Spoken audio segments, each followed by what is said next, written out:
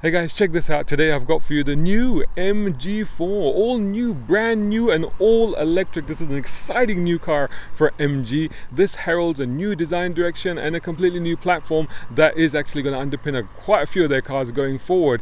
So lots to get into with this car, including the range, the price point, the kit, and why this is very, very orange. Let's take a walk around the car. Let's have a look at it. I'll look at the boot space, I'll look at the rear, the front, and of course I'll take it for a drive.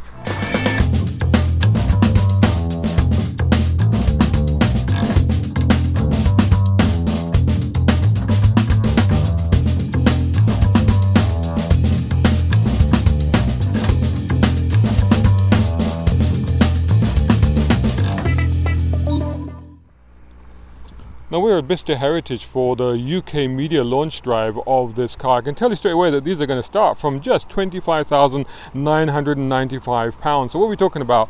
It's a bold new design. It's a new modular platform. So it's one of those electric modular platforms which some people call a skateboard, where all the battery pack and drive and everything is in the floor, and then you can put the body on top. Now the fact that those platforms are configurable means that this will basically underpin quite a few models from MG coming in the future. This one is rear-wheel drive, but the platform can also be done as all-wheel drive. The weight distribution is 50-50.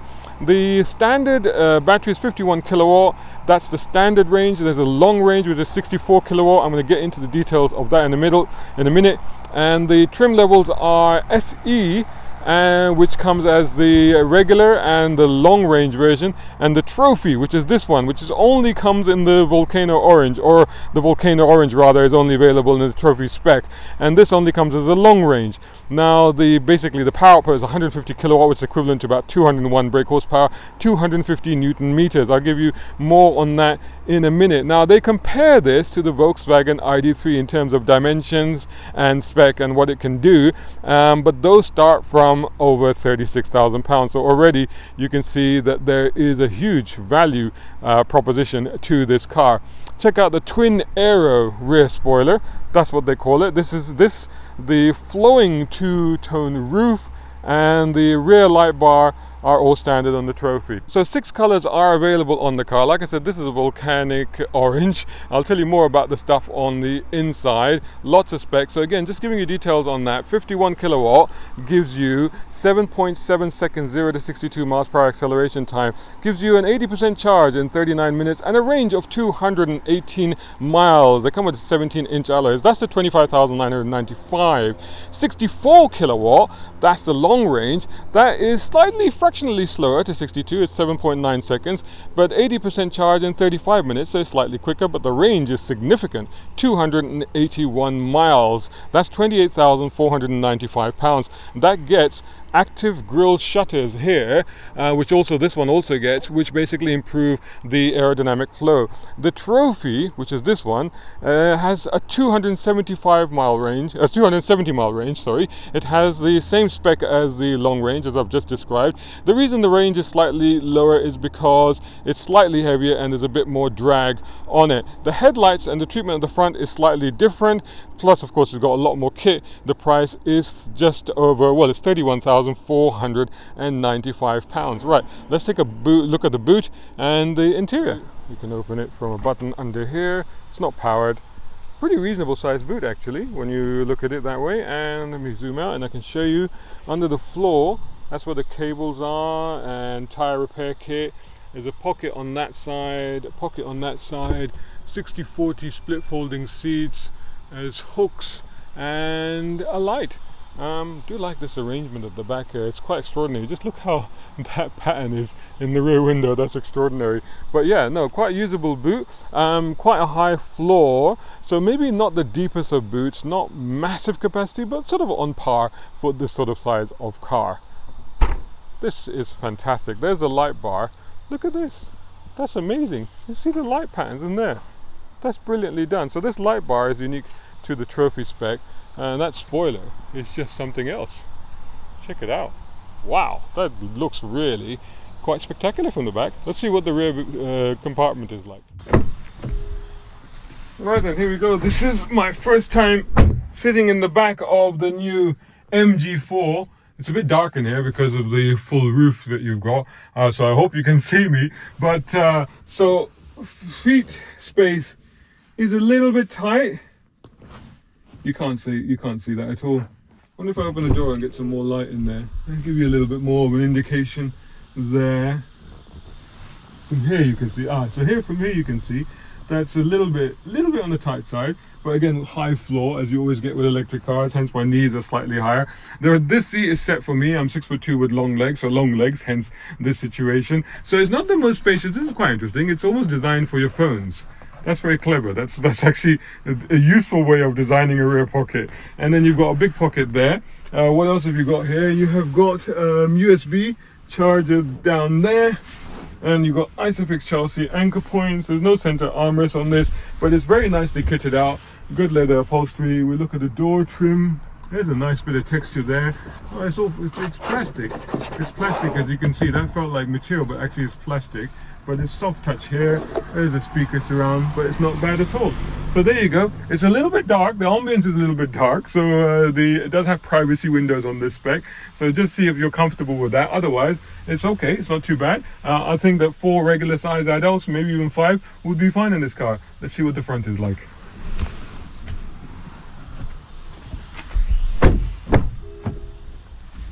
So check this out. I mean, oh my God, is this a step up on MGs or what? I mean, this is just absolutely extraordinary. Just the design, immediately what you're greeted with when you get into this MG.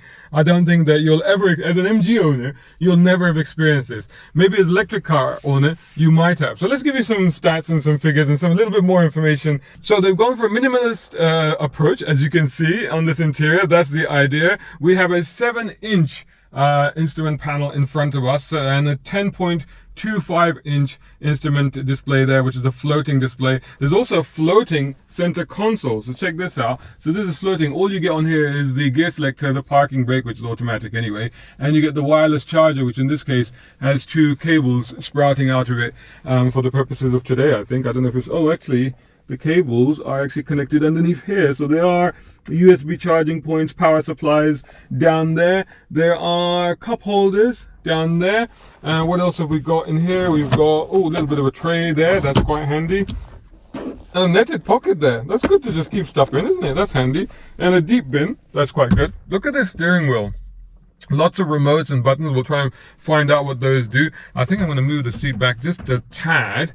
The steering is reach and rake adjustable. So, like this. Oh, and the other thing I just noticed, you see that system ready that came on in there? That's because I touched the brake. So what happens in this car, there are no keys. Well, there's a key. There's a key fob, obviously. But there's no starter button. So once you get in the car, it detects you're in the car. Basically, it's buttocks operated. So when you sit down in the seat, it knows you're here. When you press the brake, it's ready to go. So now it's actually ready to go, so you can put into drive and off you go. It has 5 driving modes on this car. It's got full connectivity, voice control. There's a phone app which you can use to locate the car, to see what the charging status is, and to set stuff up, to lock it, unlock it, and all the various things like that. Adaptive cruise control, lane keep assist, traffic sign recognition, that's all standard on the car. The trophy model has rear cross traffic alert and a few other safety features as well. It's worth saying that in terms of price, the $31,495 of this top spec trophy is actually comparable to, according to MG, a Peugeot E-208 and a Corsa E, which has less range and less space. So it's kind of a no-brainer in that way, isn't it? 5 things that MG are going for in this car. So space for 5, storage, technology, attainability, so that's price, and 7-year warranty as well, and the driving quality, which we're going to find out in a bit. They're also saying very good residuals on this car. 64.6% at 3 years for the base. Long range is 63.4%, and this trophy is 61.7%. Comparably, the ID3, which is what they're comparing this car to, is 53.7%, they claim, according to CAP figures on residuals. You're looking at monthly payments of about £300 a month for the standard SE, $350 for the long range. This is on a standard PCP plan, and $410 for this trophy. I'd go for the trophy, definitely, especially in volcano orange. I mean, come on, it looks fantastic. Comparably speaking, again, £564 for an ID3. Deliveries of this will start in end of September. By the way, next year there will be an extended range version, if you're worried about the range, with 320 miles available, 329 miles available on the 77 kilowatt. And sticking with the regular, this model range with the 64 kilowatt and 250 miles, there will be a high performance version as well with 330 kilowatts. That's basically double the power. It's going to get painted calipers, Alcantara trim, launch control, and 0 to 62 miles per hour in 3.9 seconds. This one isn't going to do that, but let's see what it does. Let's take it for a drive. So I've plugged in my my phone to do the route, because we're on a media drive launch, so we have to follow a route. So I've just plugged that in to do that. I've just reversed it. Look at that, full 360 bird's eye view camera and sensors as well, and a rear camera reversing as well. So let's go into drive. So literally now let's take it for our first ever drive out of Vista Heritage and onto this route, wherever this takes us, and see what this car is like. So obviously straight away it's very quiet, it's very smooth. I mean, these things, lower center of gravity, supposed to be also help the 50-50 weight distribution, so that should really help with the handling as well.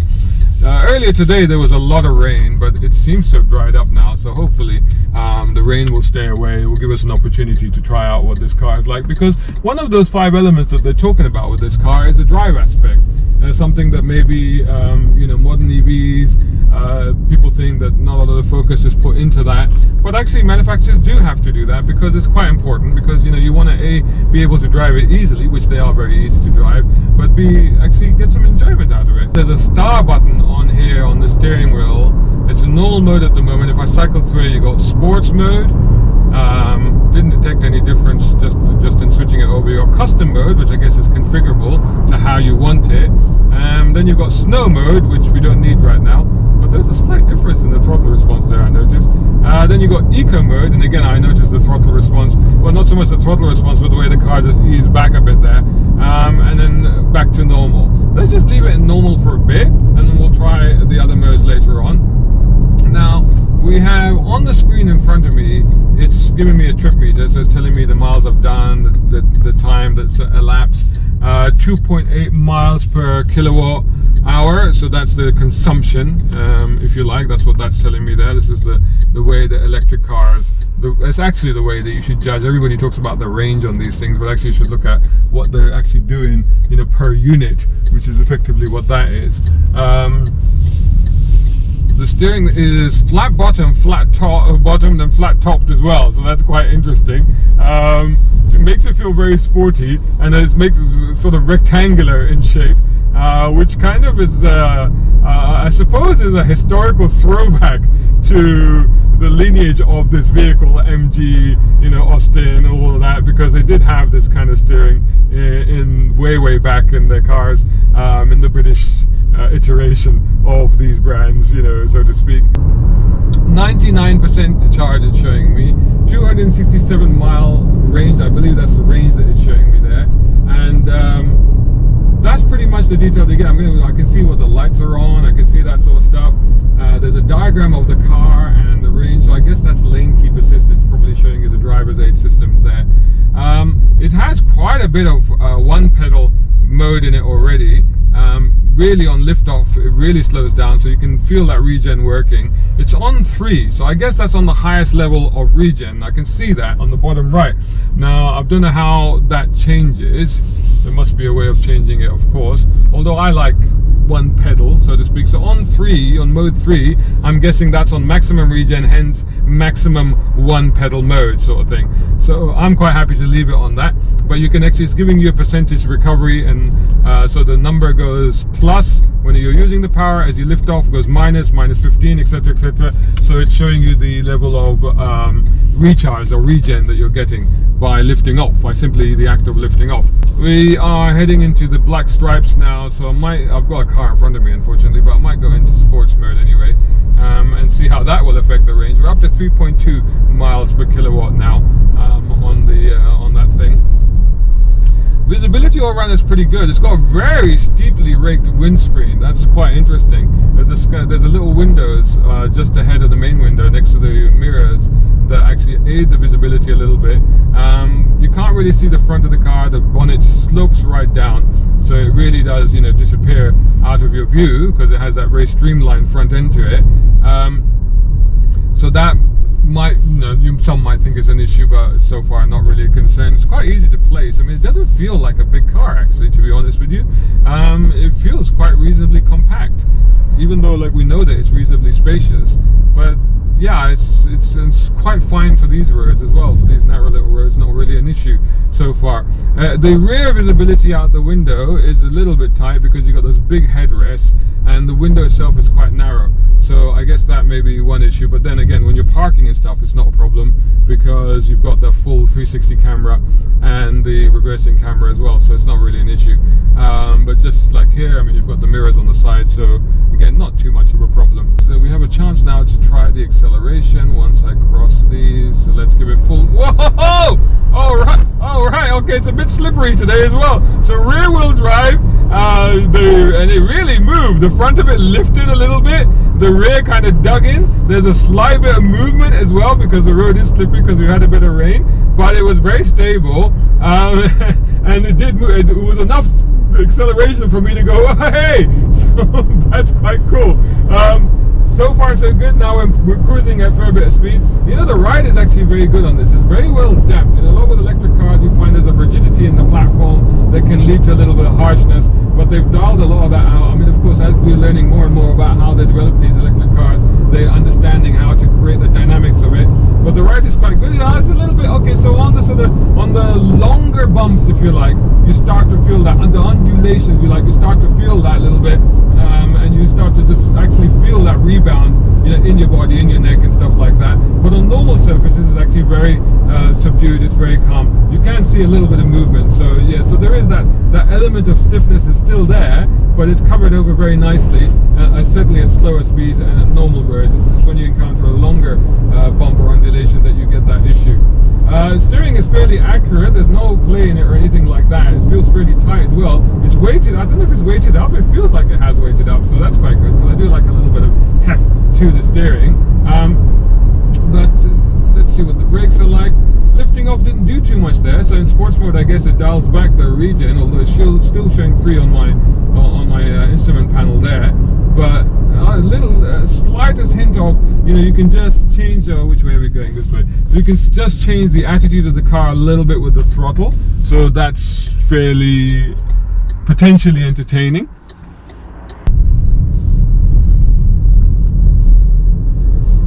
So it's again, give it some more acceleration. If you do smoother throttle application, means there's less chance of it alarming you in terms of traction. But again, like I said, very slippery today. It's been very wet earlier today.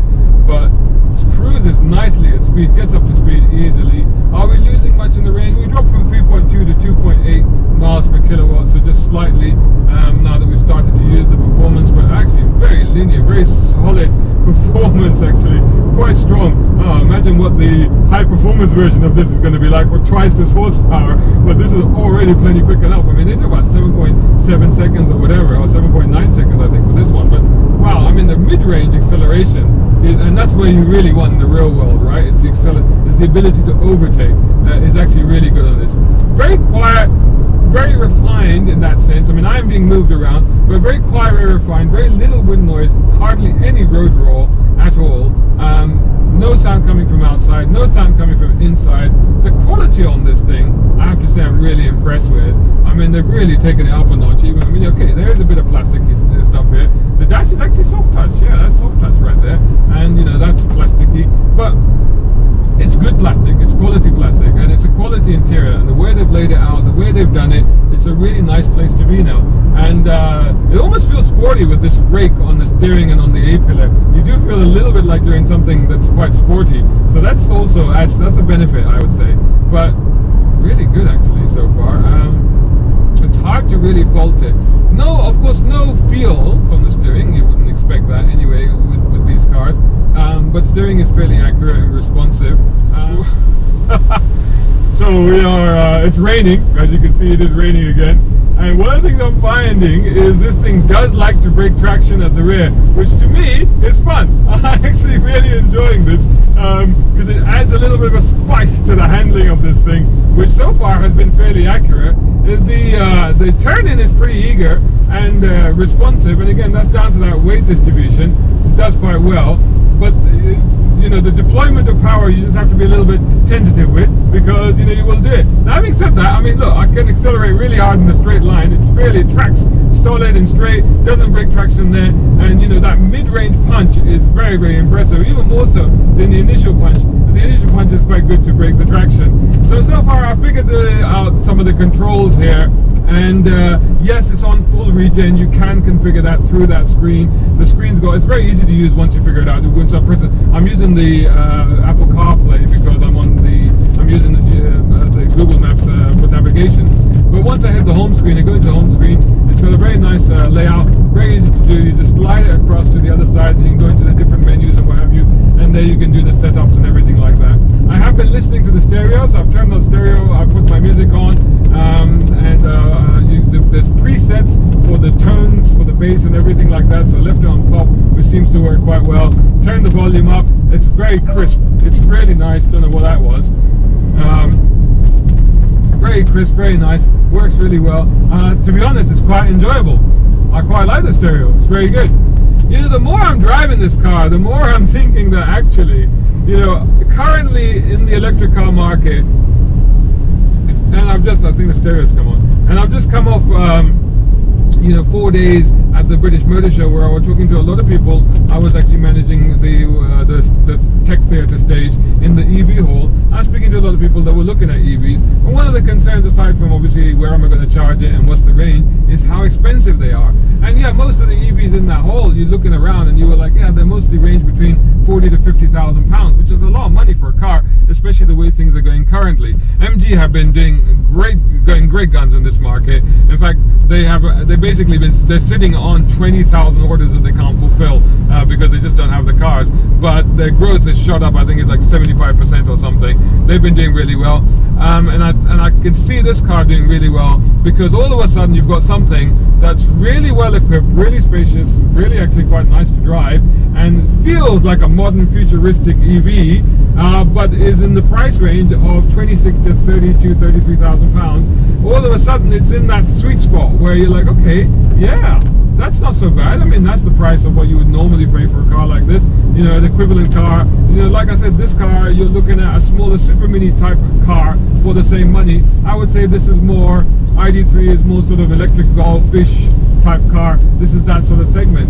So actually it's looking really, really good so far in terms of what I've been experiencing. Also the quality, the way everything works, I think even compared to MGs I've tried recently, everything is very intuitive. There doesn't feel like that there's going to be any error or any issue or anything like that.